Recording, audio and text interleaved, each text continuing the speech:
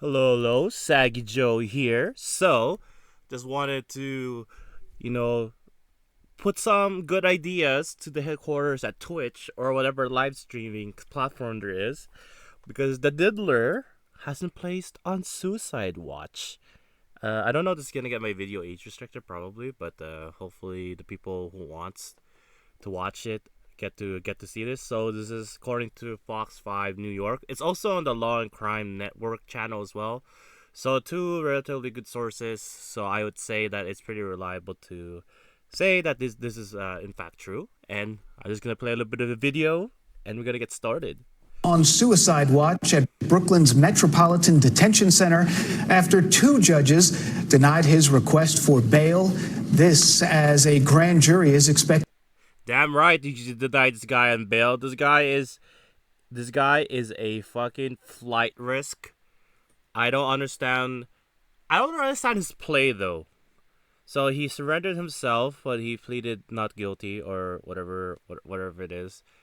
Was that like a to ease the public tension and then run away? Because like if he bailed and run away, then that's just gonna make people even more pissed. But the Diddler made the mistake that Mr. Beast is not doing, and the fucker apologized. So now we can be even more angry at him. To hear new testimony from sex workers very soon. Good Day's Lizette Nunez is outside the facility in Gowanus with the very latest. Lizette, good morning. Good morning, Dan. So TMC is reporting that two sex workers are sharing their encounters with Diddy with the feds. We're also hearing that Diddy has a target on his back while he is behind bars here at the Metropolitan Detention Center. TMC is reporting that more people plan to cooperate with the feds in Sean Diddy Combs' sex trafficking case. We found out that these two Is this guy Snoop Dogg? individuals, No, and we have actually spoken. Sorry. Charles Letibaudier.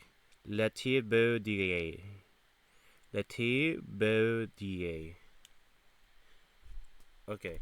Anyways, that's not important. What's important is the Diddler is officially on Suicide Watch, and that's definitely something that should be live streamed. Now, I'm not advocating for the guy to actually do it. The fucker has to face justice first, and then he can do it.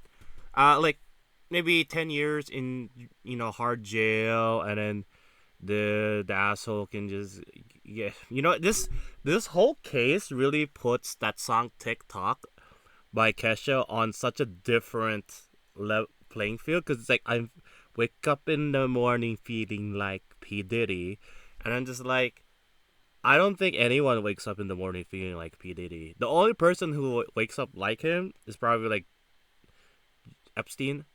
Those two. I'm not sure how. Like, I feel like Epstein left his legacy to Diddy, and Diddy, like, he was grooming Diddy to be like the next Epstein, because the guy is old as fuck, and he's like, okay, listen, whatever sexual ring we have, we need to keep it up, because this Hollywood. Part of being famous, and especially part of having a vagina, is to have three monstrous rods ravage it, just to make sure that you know your place. And while we do that, we'll give you some drugs so that it's not as painful as you think, and we can go be on our merry way. And Diddy was a little smarter. Okay, he got adults to do it. He still beat the shit out of them, but at least they were adults. Whether or not they were consenting is a different question. Would wage a good $1 that they probably didn't consent to many of the things that happen here, but I might be a fool. I might go all in on the $1 that I have, because I'm currently unemployed and I have zero money in my bank. But I'm willing to make that bet. Bet 365. Come on, get it out there. They should put like a parlay if they were to live stream his like Suicide Watch, if it's gonna be a blanket, a snuck in silencer, revolver, what kind of gun, a good old pistol would be nice. It's easy to commit suicide with, but maybe you might want to have an intruder come in with an AK-47. You never know. Honestly, AK-47 is kind of like really outdated. But you know, it's really just him who deserves the harm. And don't get me wrong, like if there is an intruder, like harm him like Batman would. Like make sure his vitals are still okay. Just make sure you are able to impress him on enough pain.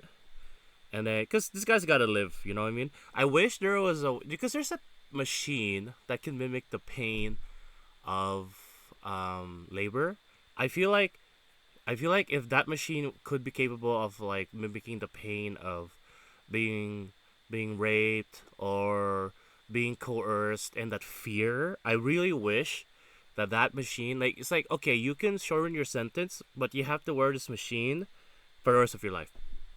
And then it's like you just randomly decide emotion. Okay, for this whole year, I want you to be afraid of your career ending because someone else is higher in power is coercing you and stuff like that. Like that fear, just so that people could like really, you know, I feel like that would be enough justice.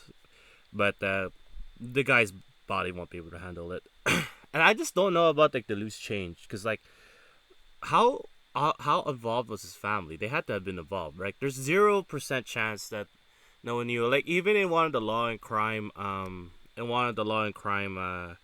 videos, they were talking about how J-Lo was dating, and then J-Lo was really hush hush about why she broke up with P Diddy and all that stuff. Honestly, if she ended up dating P Diddy, it would explain why she's like on her sixth man. I think there's like a lot of guilt that she's never been able to overcome. But I do like this. Lots and lots of victims coming forward. Well, I'll just finish like maybe another 30 seconds. To one of them, they are both sex workers, currently sex workers. One of them says that they had an interaction with Diddy in 2014, and they are willing to tell the feds what they know about that interaction. Jeremy Saland, a criminal defense attorney, weighing in.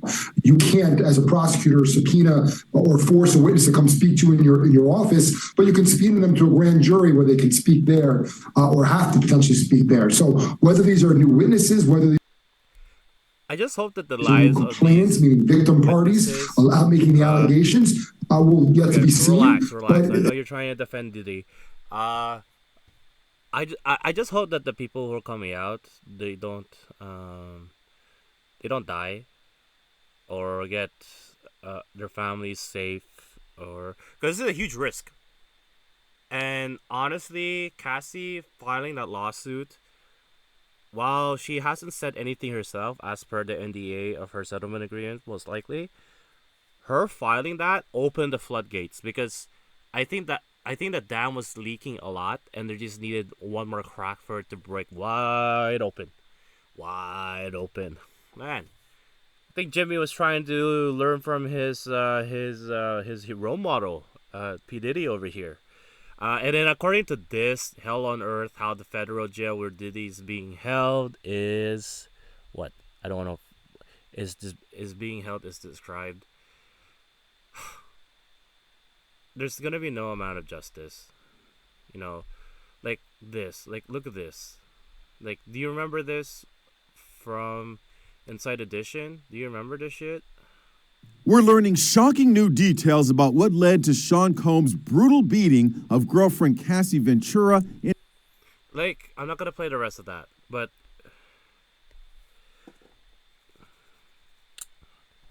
oh my god, I'm not a rag doll. I'm someone's child. Fuck. I don't think there's much more to add to this. It's just depressing as hell, man. Like,